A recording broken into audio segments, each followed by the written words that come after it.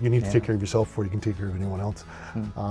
You need to take care of others from there. So if you're looking and trying to come up with excuses or reason why you can't take care of yourself, I would challenge that we need to step back and you know, you're not going to be any good to others. You're not going to be any good in your business unless you can focus on yourself. So a lot of people who are busy, have busy lifestyles. There's always an excuse after 8 o'clock in the morning to give to others. Yes. And you need to give to others. And you need to, especially in busy environments versus your family.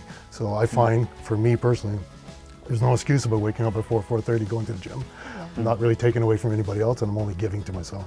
And what I always tell people is, how do people on different time zones get up earlier than I do? It's just your body adjusts. You just put your body on a different time zone, and it helps. Marie, as a fitness expert, do you find that this fitness, because we're talking about dealing with stress, but do you find that it kind of pre-deals with stress in your day, or it how does that does? work? I go into the day more energized, more focused, and it's like you said, meditation. I can sit there and not dwell on the stresses because I'm working out, but I can think of and meditate my way through, how can I combat this today? It's nice. Yeah, it's a good way to stress relief. Yeah, and I think in that state, you also, you know, if you look at my phone, the notes section is just filled with ideas. When you're doing cardio, you're working out, you're coming back and making notes because you're so clear-minded. You're not caught up in the rest of the day's clutter. For me also, and maybe there's a tag on for COVID, when I travel quite a bit, 3 or 4 days a week for work.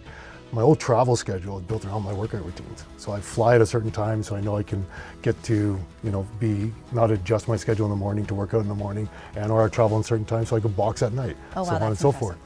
So you even pick hotels from which one has a great hotel, a great gym versus next to a gym. During COVID, that went away. So what did you pick? You traveled at different times, so you can go for dinner late at night. So that changed, you know, your work schedule. It added anxiety to, you know, and obviously someone like me who's affected by anxiety, it's just, and things that you can't control. You can't figure out how to get yourself out of that routine. With that said, you go back to an analogy of, you know, taking care of yourself. Excuses are self-imposed roadblocks. So I think during COVID, I know for myself, I found a lot of ways to come up with excuses and put roadblocks in front of myself to maybe focus more towards the work commitments than anything else. And you walk away from fitness, you start walking away from relationships, it becomes a trend that affects all components of your life.